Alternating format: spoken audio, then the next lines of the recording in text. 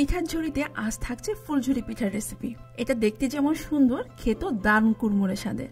আর এই ফুলঝুরি পিঠাটা বানিয়ে রুম টেম্পারেচারে অনেকদিন পর্যন্ত সংরক্ষণ করেও খাওয়া যায়। তো ফুলঝুরি পিঠাটা বানানোর জন্য প্রথমে আমি এর ব্যাটারটা তৈরি করে নিচ্ছি। এর জন্য একটি বোলের মধ্যে আমি প্রথমে 2টা ডিম নিয়েছি। এরপর এখানে দিলাম 1/2 চা চামচ লবণ আর 1/3 কাপ চিনি। এরপর ডিমের সাথে এটাকে মিক্স করে নিলাম।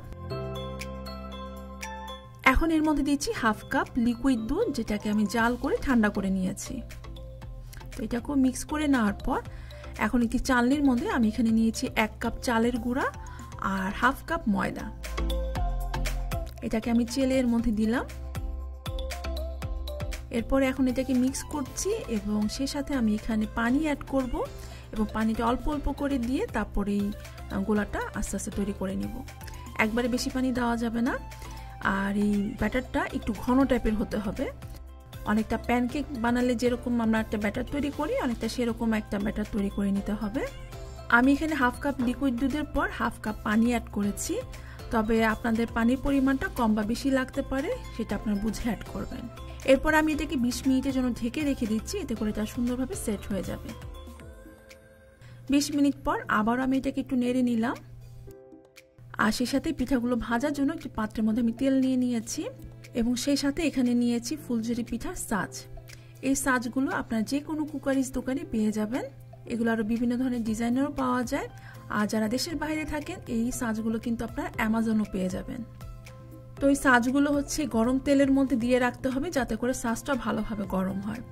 তো ভালোভাবে গরম হয়ে যাওয়ার পর তারপরে এর থেকে এক্সট্রা যে তেলটা আছে সেটাকে ঝরিয়ে নিয়ে তারপরে আমি সেই ব্যাটারের মধ্যে দিয়ে দিচ্ছি। উপরে অল্প একটু বাকি রেখে তারপর হচ্ছে গিয়ে এই ব্যাটারের মধ্যে এটা ডুবিয়ে দিতে হবে। তারপরে উঠিয়ে সাথে সাথে হচ্ছে গরম তেলের মধ্যে দিতে হবে এবং গরম তেলে দেওয়ার সাথে সাথে এটাকে ঝাঁকানো যাবে না। 3 থেকে 4 সেকেন্ড পর এইভাবে করে কিছুক্ষণ ঝাঁকিয়ে নিলেই দেখবেন যে পিঠাটা অটোমেটিকলি আলাদা হয়ে যাচ্ছে। আর যদি একটু লেগে থাকে তাহলে একটা স্টিকের সাহায্যে এভাবে করে একটু খোঁচা দিলে দেখবেন মানে সম্পূর্ণ পিঠাটা আলাদা হয়ে গেল। প্রতিবার পিঠা তেলে দেওয়ার পর ছাঁচটাকে আবার সেই গরম তেলের মধ্যে ডুবিয়ে রাখতে হবে, যাতে করে ছাঁচটা গরম থাকে। আর এই পিঠাগুলো ভাজার জন্য আমি মিডিয়াম থেকে লো আঁচে আস্তে আস্তে করে এগুলো ভেজে নিচ্ছি। তাহলে পিঠাটা খুব সুন্দর কুড়মুড়ে হবে এবং এটা অনেকদিন সংরক্ষণ করেও খাওয়া যাবে। মনে রাখবেন, তেলে দেওয়ার সাথে সাথে কিন্তু এই ছাঁচটা ধরে ঝাঁকাবেন না। 3 থেকে 4 সেকেন্ড ওয়েট করার পর তারপরে হচ্ছে গিয়ে ঝাঁকাবেন, তাহলে পিঠার শেপগুলো আর কি সুন্দর হবে।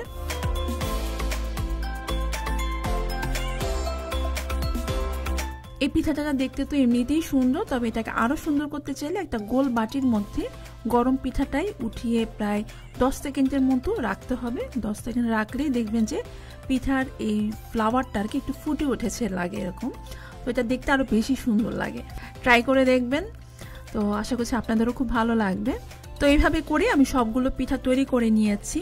তো একটা পিঠা আপনাদেরকে একটু ভেঙেও দেখাচ্ছি।